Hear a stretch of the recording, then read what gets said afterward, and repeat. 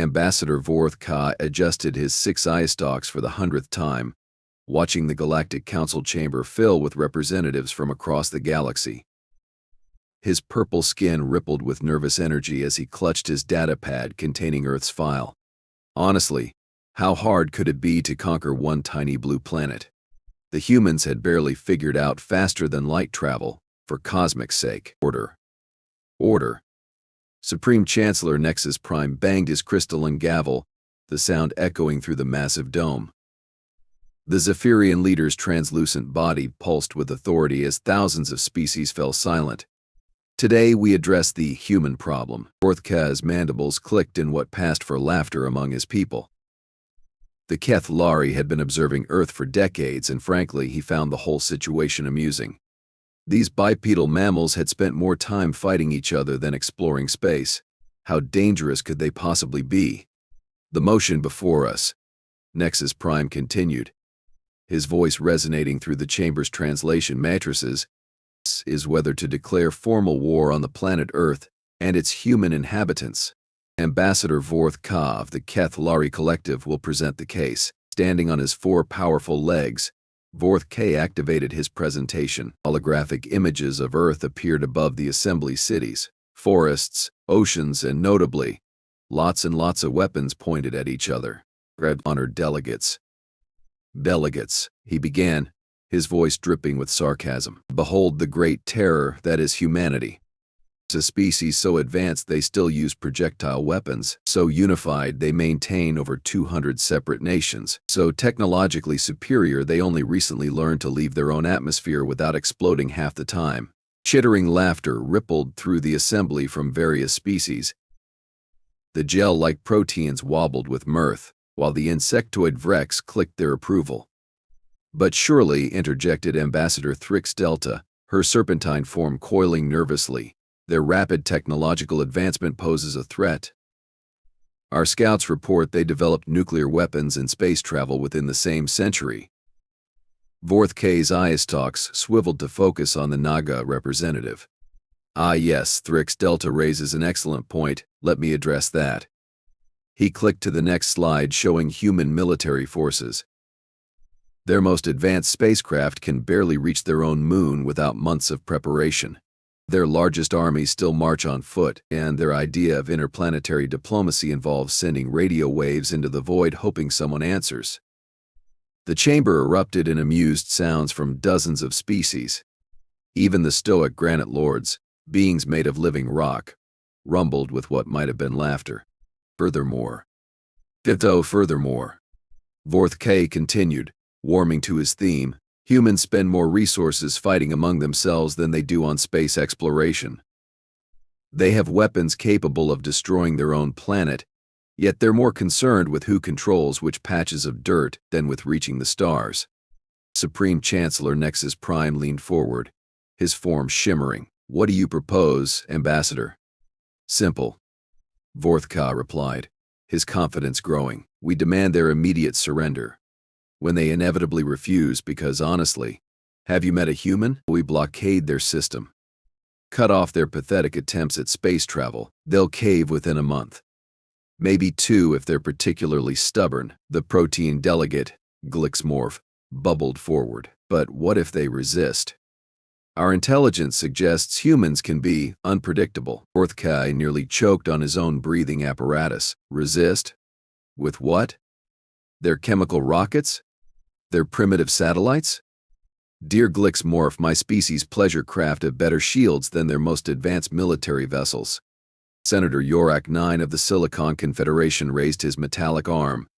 The Keth-Lari make compelling points. However, shouldn't we consider a more diplomatic approach first? Diplomacy? Vorth-Ka's eye stalks practically tied themselves in knots. Have you seen their history? They've been fighting each other for millennia over everything from territory to whose imaginary friend is better. They understand one thing, superior force. The debate continued for hours. But the outcome seemed inevitable. Species after species voiced their support for military action. The Vrex were eager for conquest. The Phantom Collective saw opportunity for expansion. Even the peaceful harmony singers agreed that human aggression needed to be curbed before it spread beyond their system. Finally, Nexus Prime called for the vote. All in favor of declaring war on Earth and demanding immediate human surrender? The chamber lit up with approval signals, glowing crystals, raised appendages, harmonic frequencies, and bioluminescent displays. It was nearly unanimous. Motion carried. Nexus Prime announced, Ambassador Vorth-Ka, your species will lead the initial assault. How many ships do you require? Vorth-Ka pretended to consider carefully, though he'd already done the calculations. Oh, I think 50 vessels should be more than sufficient. Probably overkill, actually, but better safe than sorry. As the council session ended and delegates began dispersing, Vorth-Ka particularly pleased with himself. This would be the easiest conquest in galactic history. The humans would take one look at superior alien technology and surrender immediately. He might even be back home in time for the spawning season festivals. 3 days later, the Keth-Lari fleet dropped out of hyperspace at the edge of Earth's solar system. Vorth-Ka stood on the bridge of his flagship, the inevitable Victory, admiring the tactical display. 50 ships arranged in perfect formation, their energy signatures alone enough to power a small moon. Communications. Open a channel to Earth, he ordered, settling into his command chair with satisfaction. The view screen flickered to life, showing the blue-green marble that was humanity's homeworld. Vorth-Ka had to admit, it was rather pretty for a backwater planet. Too bad about the infestation. Humans of Earth. He began, his voice automatically translated into their primitive languages. I am Ambassador Vorth-Ka of the Keth-Lari Collective, speaking for the Galactic Council. Your species has been deemed a threat to galactic peace and stability. You have 48 of your hours to surrender unconditionally. Failure to comply will result in the systematic destruction of your military forces and occupation of your planet. He paused dramatically, knowing the effect this would have. We are reasonable beings. Surrender now, and your transition to galactic citizenship will be manageable. Resist and face the consequences of defying powers beyond your comprehension. The transmission ended, and Vorth-Ka leaned back in his chair. Now came the waiting game. He estimated they'd receive a panicked surrender within hours. Humans were supposedly intelligent. Surely they'd recognize the futility of resistance. Sir, called his tactical officer, a young Keth-Lari named Wex-Toll, we're receiving multiple transmissions from Earth. Excellent. Vorth-Ka rubbed his claws together. Put the surrender delegation through.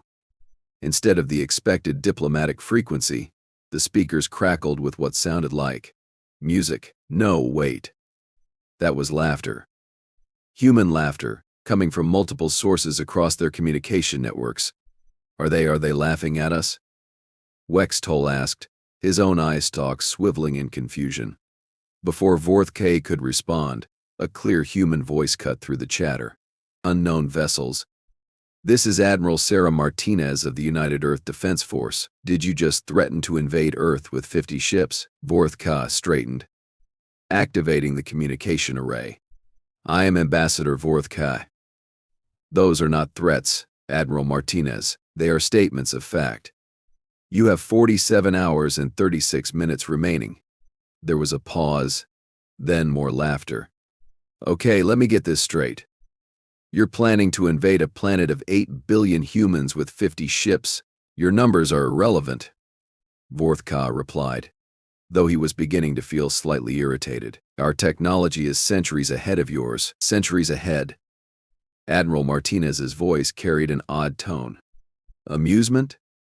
Tell me, Ambassador, how many humans do you think live on Earth? As I said, your numbers are 8 billion, she interrupted. That's 8,000 million. And you brought 50 ships. So, by my math, that's about 160 million humans per ship. Even if every single person on your vessels is a warrior, which I doubt, you're looking at what? Maybe 50,000 troops total? Vorth-Ka's confidence wavered slightly. Our weapons are impressive, I'm sure, Admiral Martinez continued. But here's something your intelligence might have missed. Humans don't just fight when we're attacked. We excel at it. We've been perfecting the art of warfare for 10,000 years. Every strategy, every tactic, every possible way to kill or be killed, we've tried it all on each other. The ambassador's purple skin was starting to pale. Your primitive weapons cannot. Primitive. The human's laughter turned sharp. Ambassador, we have weapons that can crack continents, bombs that turn matter into energy, and chemical agents that make planets uninhabitable for centuries.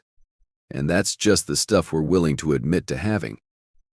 On the tactical display, Wex Toll was frantically updating the intelligence reports. Sir, he whispered urgently, our data might be incomplete. Admiral Martinez wasn't finished. But you know what the really funny part is? You're threatening to invade the homeworld of a species that colonized every continent on their planet, including the frozen wastelands and burning deserts. It's a species that goes to space for fun. It's a species that builds cities in places where the very air is poison, just because they can. Vorth-Ka was no longer feeling quite so confident. You are attempting to intimidate. Oh, I'm not trying to intimidate anyone. The Admiral cut him off. I'm just wondering if your species has a concept of death wish, because threatening Earth with 50 ships sounds like suicide with extra steps. The communication channel fell silent for a moment. Then Admiral Martinez spoke again, her voice deadly serious. You have 47 hours to leave our system, Ambassador.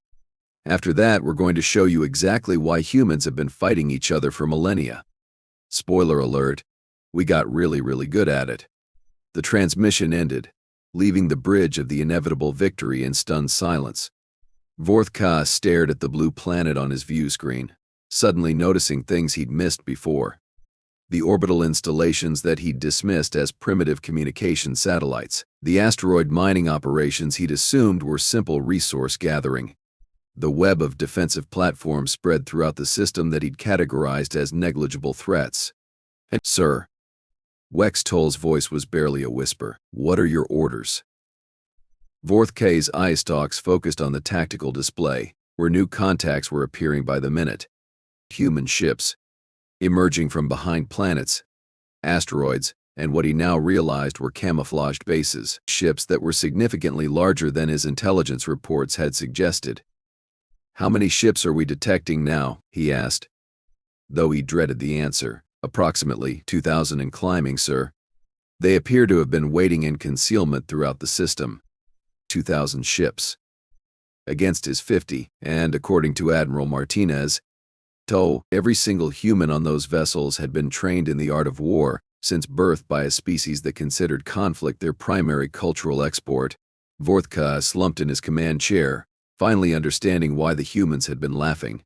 They weren't laughing at the threat of invasion. They were laughing at how badly he'd underestimated them. Sir? Wex Toll prompted again. Orders? Ambassador Vorth-Ka looked at his tactical display one more time, watching as the number of human ships continued to climb. 3,000 now. 4,000. All of them moving into attack formations with the precision of a species that had been preparing for this moment since they first looked up at the stars. Get me a channel to the Galactic Council, he said quietly. Priority Alpha. We have a problem. The emergency session of the Galactic Council convened within hours, holographic projections of panicked delegates flickering into existence around the chamber. Supreme Chancellor Nexus Prime's translucent form pulsed with agitation as Ambassador Vorth-Ka's desperate transmission played for the third time. Let me understand this correctly, Chancellor Nexus Prime said, his voice tight with disbelief. You encountered 8,000 human vessels? 8,743 at last count, Vorth-Ka replied from his flagship's bridge, his 6 eye stalks drooping with exhaustion. And they keep appearing from locations our sensors swore were empty space. Senator Yorak 9's metallic voice rang with accusation. Your intelligence was supposed to be comprehensive, Ambassador. How did you miss an entire battle fleet? We didn't miss a battle fleet. Vorth-Ka snapped, his composure finally cracking. We missed an entire military civilization masquerading as a peaceful planet. These humans don't just have armies, they have armies of armies. The protein delegate, Glixmorph, bubbled nervously. Surely you're exaggerating? Even if they possess superior numbers, our technological advantage should. Technological advantage? Vorth-Ka's bitter laughter echoed through the chamber. Let me tell you about their technological advantage. They've been monitoring our communications since we entered their system. They knew our battle plans before we did, and their weapons. Benz, he paused, his voice dropping to a whisper. Their weapons are not what we expected. Admiral Martinez's voice suddenly cut through the council transmission, causing several delegates to jump in surprise. Good evening, Galactic Council. I hope you don't mind the interruption, but we thought you might want to hear this directly from the source. The chamber erupted in chaos. Emergency klaxons wailed as security protocols activated. How had a human gained access to their most secure communication channel? Impossible. Nexus Prime's form blazed with indignation. This frequency is encrypted with quantum-level security. It was encrypted, Admiral Martinez corrected cheerfully. Took our cyber warfare division about 20 minutes to crack it. Nice work, by the way. Very elegant mathematics. We particularly enjoyed the recursive algorithms in Layer 7. Ambassador Vorth-Ka's Delta's serpentine form coiled tighter. You understand our encryption protocols? Understand them? We improved them. Your system had 17 exploitable vulnerabilities. We've sent you a patch free of charge. Consider it a gesture of goodwill. The silence that followed was deafening. Finally, Chancellor Nexus Prime found his voice. What do you want? Admiral Martinez. What I want, she replied, her tone becoming serious, is to prevent unnecessary bloodshed. Your Ambassador Vorth-Ka made some interesting claims about human capabilities.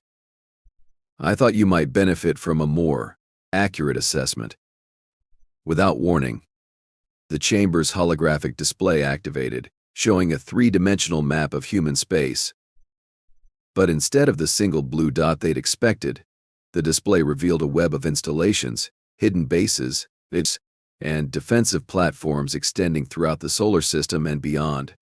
This is our local defense network, Admiral Martinez explained casually. Nothing fancy. Just the standard orbital platforms, asteroid fortresses, lunar shipyards, and the usual collection of stealth frigates, battlecruisers, and dreadnoughts. Delegate after delegate stared in horror at the display. What they'd assumed was a primitive single-planet species had constructed a military infrastructure that rivaled their own multi-system empires. But your radio signals, protested the Vrex representative, his insectoid voice clicking with confusion. You only recently achieved spaceflight. Oh, that. Admiral Martinez sounded amused. We've been monitoring galactic communications for decades. We knew about all of you long before you knew about us. The primitive radio signals were just, how do you put it, a cover story. We wanted to see what you'd do when you thought you'd found a helpless planet. Vorth-Ka's voice joined the transmission, defeat heavy in his tone. The test. This was all a test. Give the ambassador a prize, Admiral Martinez confirmed. Humanity has been aware of the Galactic Council for 67 years. We've been watching, learning, and preparing. We needed to know what kind of neighbors we'd be dealing with. The chamber fell silent as the implications sank in. They hadn't discovered humanity. Humanity had been studying them. And what? Chancellor Nexus Prime asked carefully. Did you conclude from your observations? Well, Admiral Martinez replied, let's just say your little invasion vote didn't exactly inspire confidence in galactic diplomacy. 57 species voted to attack a planet they'd never even tried to communicate with. That's not the behavior of a peaceful alliance. Senator Yorak 9's metal frame creaked as he shifted. You were monitoring our council sessions? Every single one for the past 3 years. This David, Dangiest. Did you know the Vrex delegation has been planning to strip mine the Andromeda Galaxy, or that the Phantom Collective has been conducting illegal genetic experiments on primitive species? Very enlightening stuff. The council chamber erupted in accusations and denials as species turned on each other. In the midst of the chaos, Admiral Martinez continued speaking. But here's the thing, we're not interested in conquest or domination. We just want to be left alone to develop at our own pace. Unfortunately, your little war declaration has put us in an awkward position. What position? Nexus Prime managed to ask above the arguing. the position of having to demonstrate why attacking humanity is a really, really bad idea. The display changed, showing the current tactical situation. Vorth-Ka's 50 ships were now completely surrounded by human vessels, outnumbered nearly 200 to 1. But that wasn't the terrifying part. The terrifying part was that the human ships were moving in perfect coordination, executing maneuvers that should have been impossible for vessels of their size. "Your ships are beautiful," Admiral Martinez commented. "Very impressive technology. But you made one critical error in your assessment of human capabilities." "Which was?" Vorth-Ka asked, though he dreaded the answer. "You assumed we developed our technology the same way you did. Slowly, peacefully, with plenty of time for testing and refinement." Her voice hardened. "We didn't have that luxury. We developed our technology while trying to kill each other. Every system, every weapon, every defensive measure was tested under actual combat conditions for centuries." The tactical display zoomed in on one of the human vessels. What had appeared to be a simple transport ship suddenly transformed, armor plating sliding back to reveal weapon systems that shouldn't have been able to fit in such a small hull. "Modular design," Admiral Martinez explained. "Every civilian ship can be converted to military use in under 6 hours. Every mining platform doubles as a weapons platform. Every communication satellite can serve as a spy drone. We don't have a military separate from our civilian infrastructure. We are our military infrastructure." The Protean delegate spoke up nervously. "Surely you cannot sustain such a military posture indefinitely. The economic strain alone." "Economic strain?" Admiral Martinez laughed. "War is our economy. We've built entire industries around conflict. Our entertainment media glorifies it. Our sports simulate it. Our children play games that teach tactical thinking. We don't maintain a military despite our civilian population. We maintain a civilian population that is our military." By Chancellor Nexus Prime's form flickered with what might have been fear. "What are your terms for withdrawal?" "Terms? Oh, I think there's been a misunderstanding. We're not negotiating a withdrawal. We're explaining why there won't be a next time." The display changed again, showing the broader galactic region. Red dots began appearing, human ships, spread throughout dozens of systems, positions that should have been impossible to reach undetected. "While you were busy declaring war on us," Admiral Martinez continued, "we were busy positioning assets throughout your territories. Every major trade route, every military installation, every population center in the galaxy is currently within range of human weapons." The chamber fell deadly silent. The scope of what they were seeing was impossible. It would have taken decades to position so many ships, years of planning and coordination. "How long?" Nexus Prime whispered. "How long have we been preparing for this?" "Since we first detected your radio transmissions 93 years ago." "How long have our ships been in position?" "Since about 6 months after your council first mentioned the existence of troublesome humans in your records." Ambassador Vorth-Ka's Delta's voice was barely audible. "You've been watching us for almost a century, learning from you. Actually, your species provided excellent examples of what not to do. The Kethlari tendency toward overconfidence, the Vrex habit of underestimating opponents, the Protean reliance on superior numbers, the Silicon Confederation's belief that technological superiority guarantees victory. We cataloged every tactical doctrine, every strategic weakness, every cultural blind spot." Vorth-Ka finally spoke, his voice hollow with realization. "You turned our own intelligence gathering against us. Give the ambassador another prize. Every diplomatic mission you sent, every trade delegation, every cultural exchange, they all reported back to us. We have detailed files on every species in the galaxy, including psychological profiles of your leadership and tactical assessments of your military capabilities." The display showed a final image, a detailed breakdown of every species' military strength, complete with weaknesses and recommended countermeasures.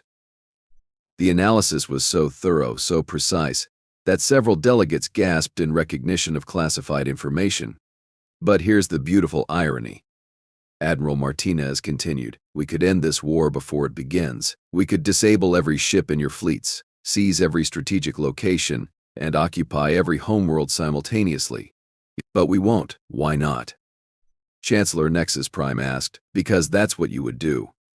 That's what every aggressive species in the galaxy would do. But humans? We prefer a different approach. We prefer to make our point once, clearly and decisively, so that it never needs to be made again. The transmission paused. When Admiral Martinez spoke again, her voice carried a weight that made the chamber's atmosphere seem to thicken. Ambassador Vorth-Ka, you have 1 hour to withdraw your forces from our system. If you leave now, this incident will be forgotten. Your ships will be allowed to return home safely, and humanity will continue its policy of non-interference in galactic affairs. And if we don't, Vorth-Ka asked, though he already knew the answer, then you'll get to experience firsthand what happens when you declare war on a species that has spent 10,000 years perfecting the art of making war. Your choice, Ambassador. But choose quickly. Our patience, like our mercy, has limits. The transmission ended, leaving the Galactic Council in stunned silence. For long minutes, nobody spoke.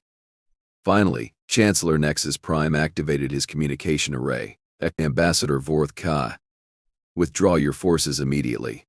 Consider this a direct order from the Galactic Council. Already moving, sir. Vorth-Ka replied, relief evident in his voice. Jump drives are charging. We'll be clear of the system within the hour. As the council session ended and delegates began disconnecting from the emergency session, Chancellor Nexus Prime remained at his station, staring at the tactical display, showing human positions throughout the galaxy. Sir? His aide asked quietly. What are your orders regarding humanity? Nexus Prime's form pulsed with what might have been respect. We leave them alone. We leave them very much alone. And we make sure every species in the galaxy understands that declaring war on humanity is not a mistake that gets made twice. 3 days later, Ambassador Vorth-Ka stood before the assembled Galactic Council, delivering his final report on the human situation. His purple skin had regained some of its color, but his eye stalks still trembled when he spoke. In conclusion, he said, humanity represents a unique challenge to our understanding of galactic civilization. They are simultaneously the most peaceful and most dangerous species we have ever encountered. They want nothing from us except to be left alone to develop at their own pace. He paused, looking around the chamber at the faces of species that had so eagerly voted for war just days before. But they have made one thing absolutely clear. They will not be conquered, they will not be intimidated, and they will not be pushed around. Any species that attempts to do so will learn what 8 billion humans working together can accomplish when they set their minds to destruction. Senator Yorak 9 raised his metallic arm. What is your recommendation? Ambassador. Vorth-Ka's answer was immediate and emphatic. We establish formal diplomatic relations with humanity. We invite them to join the Galactic Council as equal partners, and we pray to whatever cosmic forces we believe in that they never decide we're a threat to their continued existence. The vote was unanimous. 6 months later, Ambassador Sarah Martinez walked into the Galactic Council chambers for the first time, representing humanity in its new role as a council member. The other delegates watched nervously as she took her seat at the table. Thank you for the warm welcome, she said, her voice carrying just a hint of amusement. I think we're going to get along just fine. And for the first time in galactic history, every single species in the council agreed completely. Nobody ever declared war on humanity again.